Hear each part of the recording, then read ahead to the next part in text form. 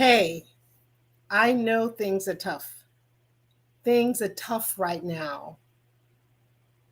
For the last few years, many of us have had to shave it off, reel it back in, and straight up roll it back just to make ends meet. It's been that hard and it's stressful. But have you thought about adding just one more stream of income to your finances? Just adding an additional stream of income can make the difference for you. Oh, there's hair in my mouth. For you and your family.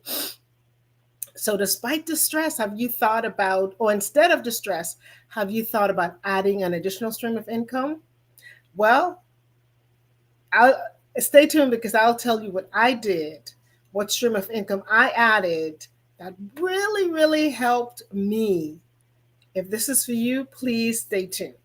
Stay tuned as we talk about adding one additional stream of income that could help alleviate stress. I'm not saying completely, but alleviate the financial stress as you add that stream of income to your household. And it can make the difference for you. First of all, thank you so much for coming back, for stopping by. I want you to know that I sincerely appreciate your support every time you stop by this channel. I see you. I appreciate you. Every time you press like and share, I go crazy with excitement because it's important to me. And I hope that the content is making a difference for someone. If I can reach someone, then I'm good. So thank you, my friend. Thank you for stopping by. If you're new, my name is Paulette Rolle-Alesnik. And on this channel, we talk about personal finances. That is the growth of personal finances, how to make extra money, how to create and develop multiple streams of income, and how to increase your wealth. That's what we focus on. So if something like that interests you, or that's what you need in your life right now, please subscribe because this is the type of content I bring to you whenever I get on here. Once again, thank you, thank you. Okay, so now let's talk about how you can add just one additional stream of income. Paulette, what do you do? And I'm not talking about a whole bunch of income. I'm not talking about pulling your hair out because you're too overwhelmed to focus. You're too overwhelmed to do one thing. No. I am talking about one stream of income, one additional stream of income that can put you and your family's finances over the top. Now, if you know me, if you've been following me, I hope you do. It's not too late if you don't. You know that my brand is about multiple streams of income. In fact, I help women to gain financial freedom on their own terms through multiple streams of income. But when people hear this, sometimes they might be overwhelmed. They might say, oh, I don't know what to do. I can't do anything additional. But understand, multiple streams of income could be just one additional thing added. It can be in the field that you're already doing. If you're a teacher, maybe you can tutor. You say, oh, that's just tutoring, but that's an additional stream of income because you get paid from the Department of Education and you get paid from your private students. You see, already you have two streams of income. And maybe someone, if you're doing this in the private sector, the public sector, maybe the homeschoolers might say, hey, can you come and share one day, share with the parents or with the entire student and parents body about education or whatever your area of expertise is in. And then they pay you, believe it or not, all in the same field, in the same industry, but now that's three different streams of income. So I want to help you simplify the idea of multiple streams of income. It doesn't have to be all over the place. You're cooking, you're doing hair, and then you're teaching. Think about that additional stream of income that has to do with what you love to do, what you're educated and trained to do, or hobby. Does that make sense? Am I making sense to you? I hope I am. Let me tell you what I did. Now, there was a time And I know I don't want you to be overwhelmed. And I don't want you, if you are out there doing life, working a job, chances, and you are not doing what you were called to do and or what you love to do, if you're like me, you probably are miserable.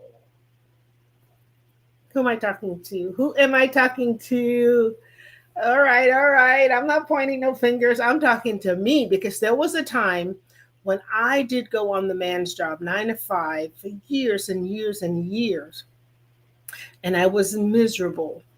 And the thing is, the bad thing is, I did good at my job. Like, I did good where I was gaining promotions and stuff, right? So that's some kind of validation for me. Like, oh, she's doing good. You get promotion, you get raises and all that stuff. You sometimes get into the inner circle and you feel like, wow, I should stay here. But really, should I? Because deep inside, I was miserable.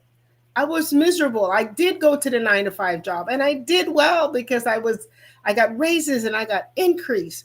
I mean, sorry, promotion, raises, increase, duh. Long day. So I was getting raises and getting promotion. So I stayed. I stayed. But it was an injustice to me. It was an injustice to the thing that I was called to do. But here's what I must say. I got to thank God for that because I ended up hopping on this multiple streams of income train because I wanted to do what I really wanted to do, but I had to work. Everybody told me, they sold me the bill of goods saying, you have to work 9 to 5, you have to do this. Now, granted, like everybody else, I had bills, still have bills to pay. So I needed to pay my rent, pay for my car, regardless of how modest it was back then. You still have to pay for car, pay for insurance in this state. Um, you have to eat. And of course, some things might not be a necessity, but us women, we like to get our nails done and hair and clothing. We just kind of do all those things that your bill goes up. So, but I ended up doing the thing I love to do, even before they would pay me. I'm teaching dance and theater, started at my church. I needed to have that outlet. I just did. If I didn't have it, I don't know where I would be today. So I did. I started dancing. I got back into dancing and teaching musical theater. So I started doing that. And I thank God that I started doing that because then I was able to have some type of relief when I went to the 9 to 5 job, and people saw me doing that at church. Then a professional company actually hired me, David A. Strauss Performing Arts Center.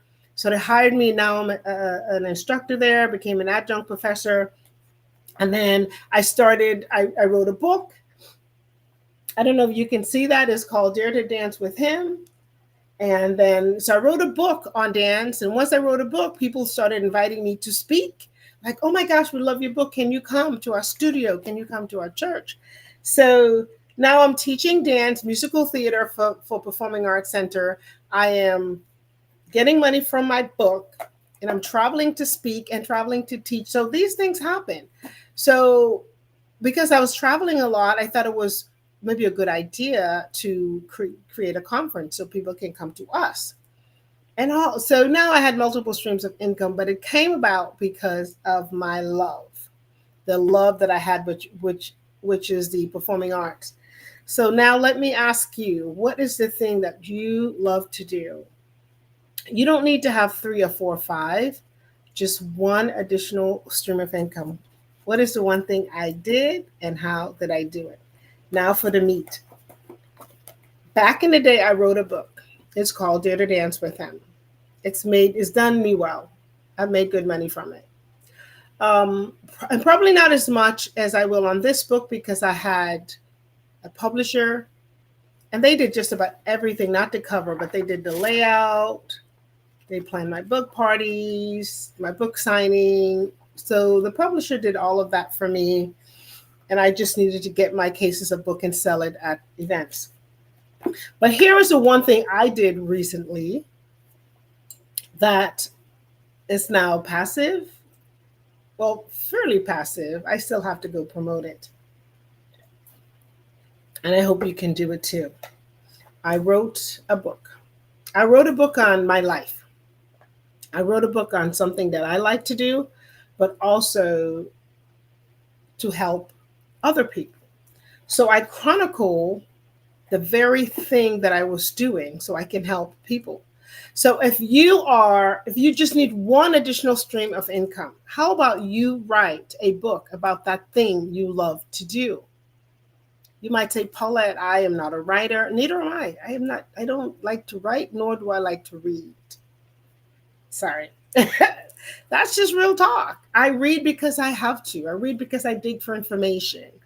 And when I read my books really fast. I just flip through, and sometimes I'll read chapter 3 and then hop on over to chapter 8. I kind of pull through. I'm not the fictional reader because I'm not going to read story for story. That's what movies are for. But I normally read informational books. I'll get books that I want to gain something from, and I would read the chapters that I think is that I want to learn. So, not obviously not good at reading, but what are you good at? What do people always ask you about or ask you to do for them? You might take this thing for granted, but you can write a book. Grab a pen, notepad, step by step. Here is what I did to get this book on Amazon. And it cost me so little. I could have done it at $0, but I like to do things well. So I paid someone to do the layout for me. Step by step. Here's what I did. First of all, think about what you can monetize in your life. What is just one thing right now? You might be able to do a lot, but we talked about keeping it simple. What is it that you can do within the next 30 days? You're like, I can do this. People ask me to do this. Do people always ask you to decorate? Maybe cook for them, cook a certain kind of food, maybe sew clothing or do your hair. What is it that you have in your life right now that people have asked you? Not once, not twice, over and over and over and over again. Sometimes it's just listening. People come to you for advice. That means your input is valuable to them. You can write a book on that. So the first thing, number one, is go ahead and think about what you can monetize in your life right now without going back to school, without taking a whole bunch of course. We're going to talk about that. Free university, YouTube, yes. But what can you do right now that you're so good at, you can do it with your eyes closed? Make a list of that thing or those things. That's what I did. I knew I wanted to write a book. Secondly, ask for input. The second thing I did was I got a group, it was all ladies. I got a group of ladies together and I asked for help. How did I ask for help? I said, help. It was that simple. No, seriously, I said, hey, I remember one time what had happened was you had mentioned that you kind of sort of might want to write a book. I reached out to all those ladies and I said, is that something you still want to do? Because if so, I would like to sit with you because I have a book that I want to write and I'm not doing well by myself. So I said, are you willing to just meet with me once a week and we can write together? So it ended up being 5 of us. So I asked for help and they were faithful every week. So having that support, that accountability is number 2. Doing things alone, normally sleeping in bathroom, that's about it. But doing life with other people is so much more fun. To me, so much more fun. Number 1, figure out what you can monetize. Make the list, and I want you to pick out the best out of all of that list, the best thing, the one thing that you can monetize. Number 2, to get a group of support, right? Get people together. That can be just one person. It can be a group of people, inner circle, outer circle job. You decide. Number 3, start writing. Start writing. But Paulette, I don't know how to write. You know how to type or you know how to write words? If you want to write a book, chances are, whatever language you speak, you know how to write sentences. Oh, I don't know how to do it properly. That's okay. We're going to get to that. Just start putting your concept. You start with what I did. I started with bullet points. Didn't even know they would be chapters or not. I just went, these are the things I would like to be in my book. And I typed them out. because handwriting, sometimes I don't even understand my own handwriting.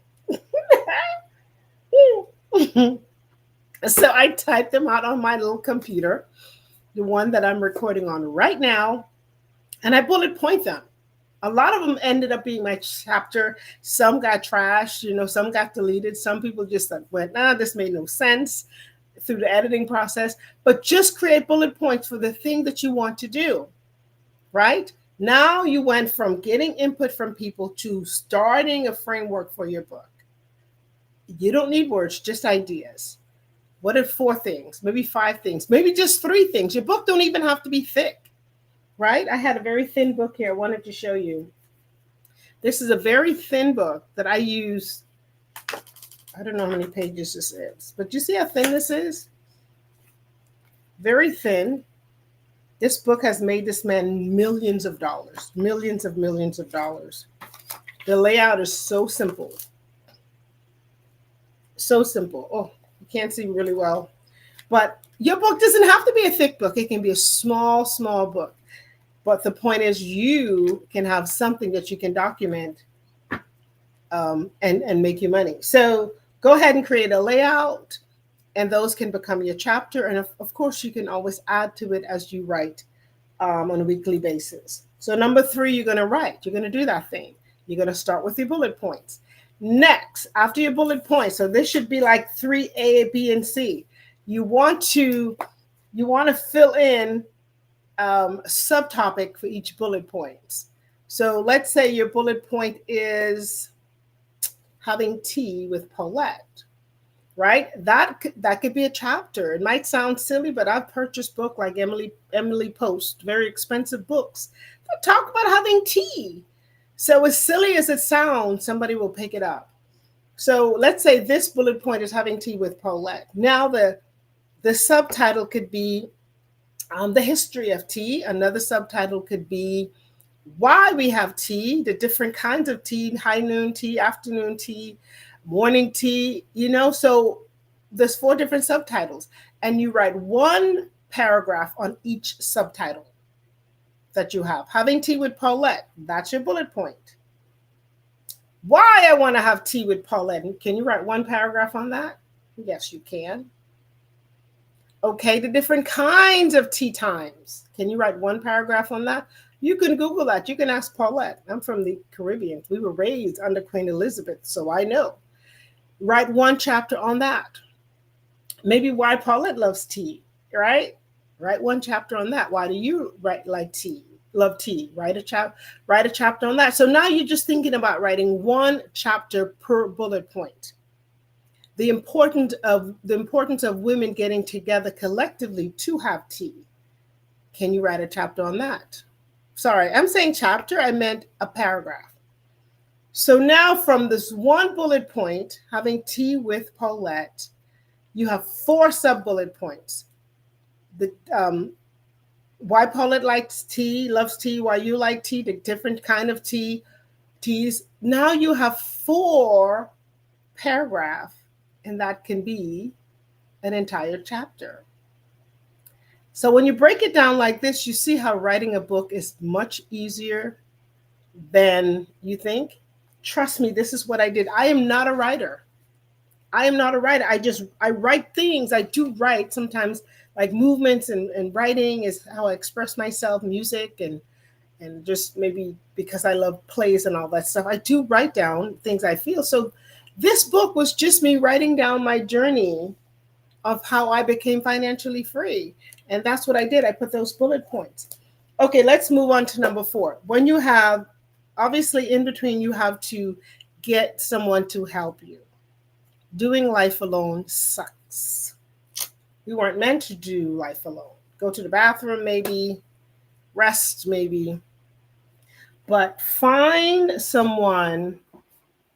I suggest professionals to help you edit your book, do the layout for your book, give you input to your book. Okay. This book was easy for me because I wrote my story. And of course, the Bahamas is in here. So you're finding help, you're getting help, professional help, to do the things that's required for a book. Your book would need a book cover. It actually a spread is called a spread because they're just front and back. Your book will need to be laid out. And you can do this on Canva. You can do this on Readsy. I'll drop those links in the description. So Readsy will do the layout for you, and so will Canva. So there are apps out there that you can use. I use Readsy. That one was done. The cover, I don't know. The gentleman who did the cover, I'll put his information in case you want it. It's done very well. But I use Readsy to, first I wrote my book just on Google Doc, and then I dumped it chapter by chapter into Readsy, and it did all the layout for me. It did all the layout. And then, of course, I sent it to, I hired somebody on Fiverr who actually add the finishing touches. Hired somebody to do the editing because, and this is what I tried first. Phase one, I had my friends look at the book. They did a great job. Had another friend, like 5 people. Hired somebody who is an English professor to look at the book.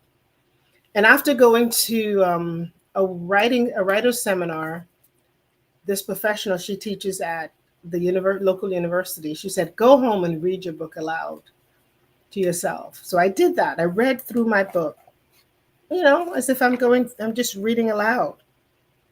Action tip. Answering those questions will help you get a realistic and achievable financial goal. Let me tell you something. Doing that, I found so many mistakes. So I'm telling you this because that's what I did. And I thank God for her. So you want to get professionals, even if you don't pay them, just sit under their feet. Just sit at their feet, sit under their feet.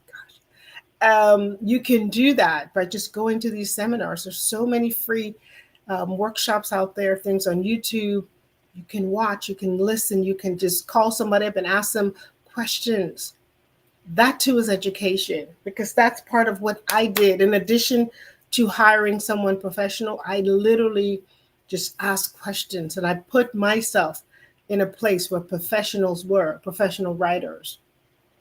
And that's how I got the book out. Last but not least, now you might have the finished product, but that's not enough. You might have it. I skipped a step, didn't I? So you want to upload your book on Amazon, Amazon KPD. You want to upload your book. That is absolutely free to do. They'll allow you to put it up there. You can have a paperback. You can have digital book. It's up to you. Or you can have both. I have both, and I make money on both. Surprisingly, my paperback is doing much better than the digital.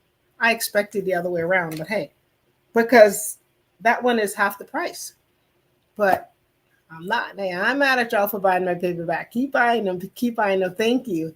So I, for some reason, thought my friends would buy a digital book and they want to keep it. But I'm happy that they're buying the paperback, because the call to actions is places to write in here. So when you get yours, I suggest paperback. So upload your book to Readsy.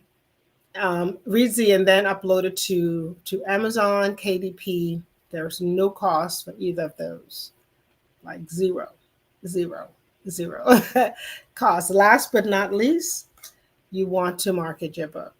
The route I took to market was I did a countdown. So I just began to let my friends, families, and followers know that the book is coming out at a certain date. I just kept saying, hey, expect my book at this date. I'm excited it's coming out. I found any possible way to promote in advance, to let people know the book is coming, it's coming. I had other friends talk about it, like, hey, tell people the book is coming out. Anytime I was interviewed, the book is coming, the book is coming. I did that maybe 6 to 8 weeks before the book was launched. And then I hyped up my book launch party. So I had a book launch party, and I got a nice banner with the book. I invited my friends to share my story. My friends who knew me way before I had money, right? Because I wanted the validation of this story in the book. I can write anything. And there's a lot of people who only know me now, right? But they do not know me, didn't know me back then. But there are people who I got into the room who talked about the before, and they shared 30 years journey, 20 years being with me, 10 years, to validate the stories in this book. Because if anybody in the room had asked them who just purchased a book, let me tell you, I know Paulette, I know about the Sam's Club story, I know this girl is silly, I know about her traveling the world dancing and calling names. I'm not going to call names on here. They could verify, they could just bring credibility to the stories I was sharing in the book and on stage. So that's what I did. I had this launch party. I invited Inner Circle. It was by invitation only. So I did invite a whole bunch of people. The room was full, but it was literally by invitation only. We had a great time. And then I asked my friends to be my promoter. You see how that worked? I said, when you buy the book, send me a picture, and then I'm going to shout out to you on Facebook, Instagram, Twitter. And I just kept doing that. I kept doing that. The first month, that's all it was. Just send me a picture. And my friend too, they themselves were doing it on their own, telling other people. So the support it started from this inner circle, and it just kept spreading. So I hope that helped you. The last step, the last thing that I have done after the launch is to promote on podcasts and book signings. So that sounds like a lot, but I did that over the course of 4 months. The book was written in 3, and then the next month I did the other things. So what would you do? What could you do that somebody would pay you for in a book? It doesn't have to be this thick. Like I said, look at this book here. Look how thin this is compared to my book. And this book has made way more money than my book. See how thin that is? That's not even a quarter of my book. So your book doesn't have to be 100 pages. Whatever God lays on your heart, it can be 1 tip, it can be 3 tips, right? There's something about the odd numbers, 1, 3, 5, 7 that works in our heads. So you decide what you want your book to be about, and then you release it to the world following the steps that I gave you, which is figure out what it is you want to monetize, number 1. Number 2, getting with a group of people who can give you positive input and critique, not tear downs, not the negative vibe, corrections, critiques without tearing you down and trying to stop your vision. And if by chance you accidentally connect with those people who think they know better about your book than you, yeah, end the phone call, end the text thread, just end it. Find somebody else. But number 2, find a group of people that you could be accountable to, confide in, be accountable to, and do the work together. And if they're not writing, like in my case, all of the ladies were writing, but you can just maybe say, hey, hold me accountable, text me once a week and say, how many chapters have you written? How many pages have you written? That's the type of support you need as number 2. Number 3, just do the thing. Write the book. Write the dang book. Pick up and write. And I already gave you the steps. What I did was this. It's like, write the book already. Don't make an excuse. Don't plan it. Don't let it be 1,500,000 years. That number's actually in my book, 1,500,000. And somebody goes, that's not a number. I'm like, duh, I know it's not a number. It's my number now. But just write the book already. Write the book. So you decide on the bullet points, and then you sub-bullet points, and then you write 1 paragraph per sub-bullet points before you know it, you have a chapter. That's what I did, because I'm telling you the truth. I'm not a writer. I'm not a reader. I just love to learn. I love information. So now if you have 4 bullet points, you have 4 chapters, because every bullet point, I promise you can sub-bullet point those. And that can be 4 chapters. This book does not have 4 chapters. I hope you're encouraged. This book does not have 4 chapters. Well, maybe it is. Very skinny chapters. So you can write a skinny book. Last but not least, market your book. I took the route of telling people in advance, it's coming, it's coming, it's coming. Hey, get ready, get ready. And then the launch party, and then the podcast. That's what I'm doing. But I hope that this has helped you. Even if you don't want to write a book, maybe think about writing a book. Think about sharing this with someone, that this content has helped you in some way. think about creating another stream of income that could help you and your family. Because we all have, I know what it is like to have to shave off and reel that thing back in or roll it back so we can survive. And it is hard. It is hard these last couple of years, at least in America. I can't speak for the entire world, but it has been hard. And creating just one additional stream of income, doing the work just one time, doing the work one time can be a stream of income that within 6 months to a year, you and your family can be in a better financial position. I had no idea this book would sell as good as it did. Did I do it for money? Yes, I did it for money. I'm not like gonna lie and say I didn't do it for money. That wasn't my number one reason.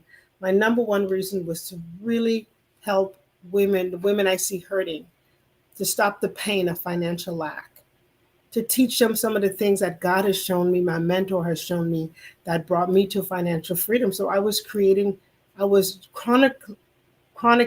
didn't say that word right, chronicle. I was writing my journey in order that brought me to financial freedom. So that's the number one reason I did this. But now it's sitting there on Amazon, whether I sleep or not, whether I work or not, money comes in.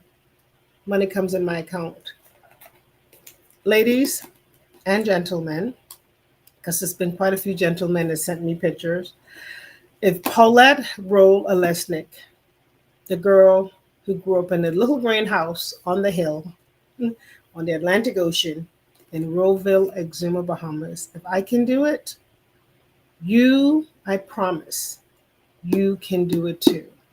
Just promise me that you would write. Oh, and if by chance you don't want to write a book, remember, another form of education is video, which for some people is harder for them to really turn on the camera and speak to the camera and then edit and do all that.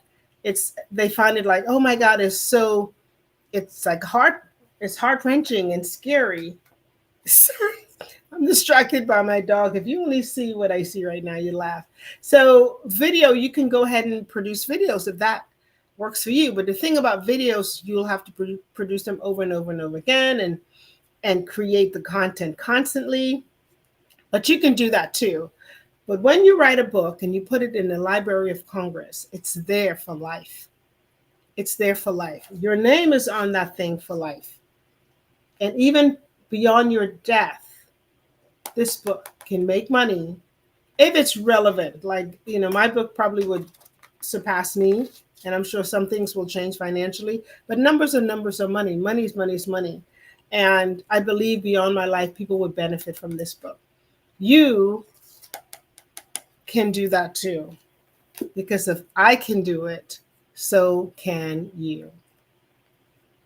Again, thank you for stopping by. I appreciate your support. Please like the video if it has helped you at all, and do share it with somebody you feel will benefit from this material. And most importantly, subscribe so that you'll know when I'm online again. I appreciate you. Until next time, bye now. Mind your money. Get better at your money. We can do this thing. Financial freedom. That's where we're going, baby.